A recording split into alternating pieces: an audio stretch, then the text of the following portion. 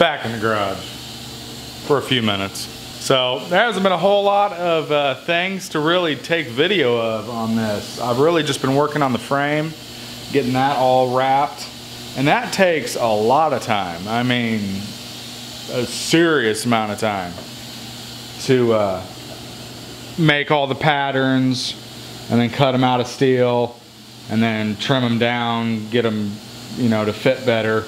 And then right now I'm just tack welding everything on there, and then I'll go back through and finalize everything and weld it up.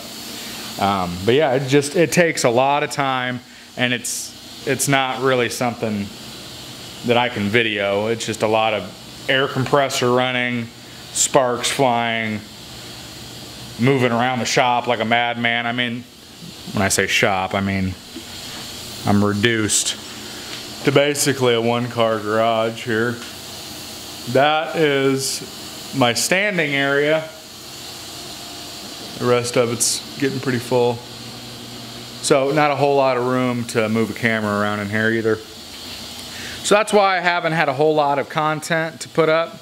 And then this last week, been kind of busy with other things. We had the visitation and the funeral last week for Brad. That was really nice. It was really cool to see all the lowriders out with all the snow on the ground here in Iowa. That's a pretty rare sight. So it was nice to meet up with everybody, and we did a little cruise over to the funeral home for him. We're riding.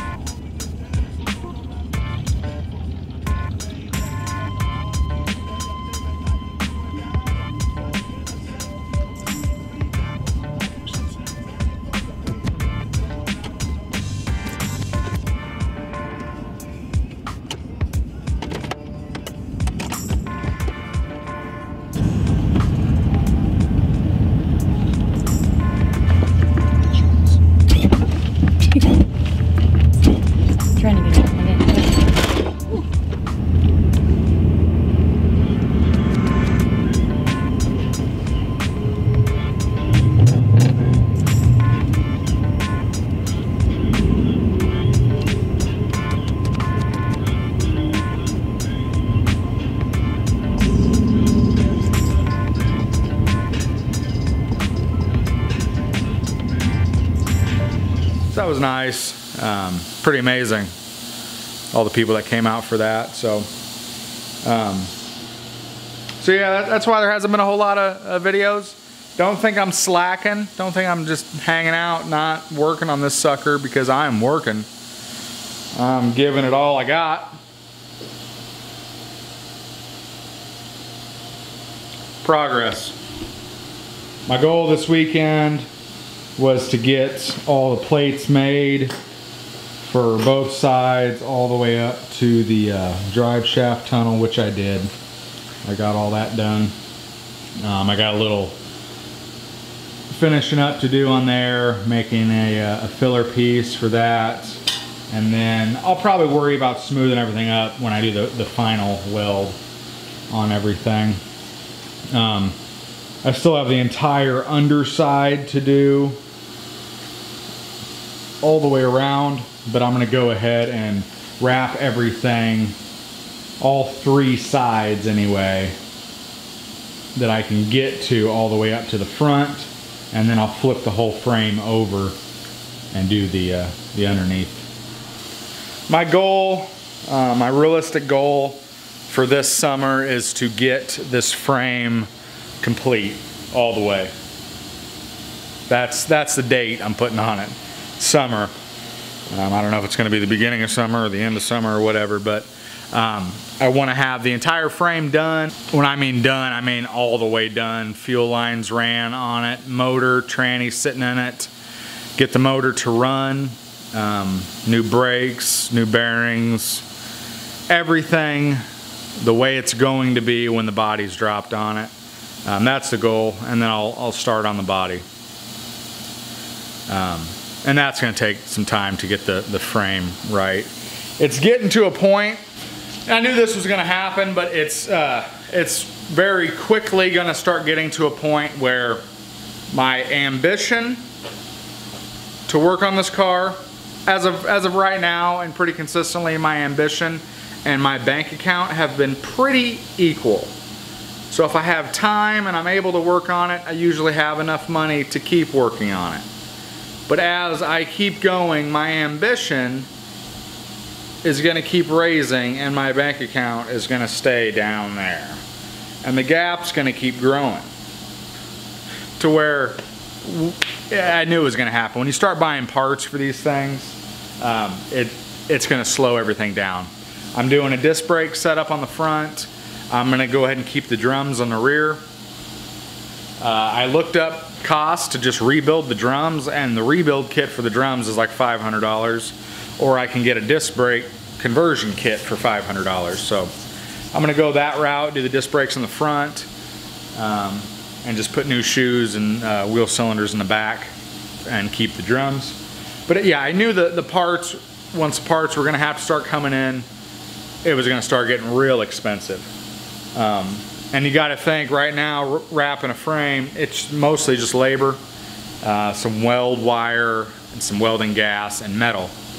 But a sheet of metal, $140 sheet of metal on this thing, will keep me busy for about a month. $150 set of cylinders for the front end will keep me busy for about 10 seconds. So it's going to start ambition and bank account. Got to try to keep those suckers meshed up as best we can. My ambition's going to start gapping my bank account here soon. So it is what it is. I knew it was going to happen. So that's where we're at, people. We're going to keep going. But like I said, I still have a lot of work to do on metal work, so I don't have to buy a ton of parts. But once the parts start coming to where I need to start ordering parts, it's going to slow down a little bit. I do plan on getting the brakes, all new bushings for everything, new springs for the front, new cylinders for the front, new hoses. I'll probably even mount my rack back here. I'm going to make the, I'll put the tubes on the frame and then make just a small rack just to hold a pump and a battery, just so I can hook everything up and test the frame with it actually, without the body being on it. So I'll be able to test the articulation of the rear end, make sure nothing's binding up, make sure there's no major issues. So that'll be kind of cool. I think that'll be nice, and that'll give me a little insight into how everything's going to work before I set the body back down on there. That way, if I have to make any changes, I can make that. So that's where we're at, people. Still pushing. Still pushing. I did that. You like that? You like that? Figured out this engraving thing. Not really, but I did that with a Dremel. It was a lot of fun. If I had an actual engraver, I'd have a real good time. Man, those suckers are expensive. And that takes some time. If you ever wonder why engraving is so expensive, try it. That's like easy 4 hours, maybe 5 or 6. Easy 4 hours, just for that little piece. And it doesn't even look that great. I need some more metal, people. Bear with me on the videos. Like I said, this kind of stuff is very hard for me to video, just because I'm constantly moving around and bouncing around trying to get to the welder and the grinder and the plasma cutter and the air compressor, and I might just set up a GoPro or something in the garage and do like a time lapse when I'm out here. Wouldn't have any good commentary like this, but at least you guys get kind of an idea of the process of what it takes to do it. So I'm gonna try to do that over the next week, get a GoPro out here and let you see a little bit of a time lapse of what's going on. But next up, drive shaft tunnel. That's getting wrapped. I'm gonna really try to beef that up pretty well. It seems like that's a fairly weak point in these cars. So we'll try to not have our car King Tut on us. I don't know. I don't know if King Tut's broke. It's not been seen lately. Okay. Looked like it was breaking. Middle of the frame looked like it was bending a little bit, but we're gonna try to not have that happen. Because I'm talking, I mean, all the way up. Ground's here. That's my bumper, all the way up there, okay? That's what I'm talking about.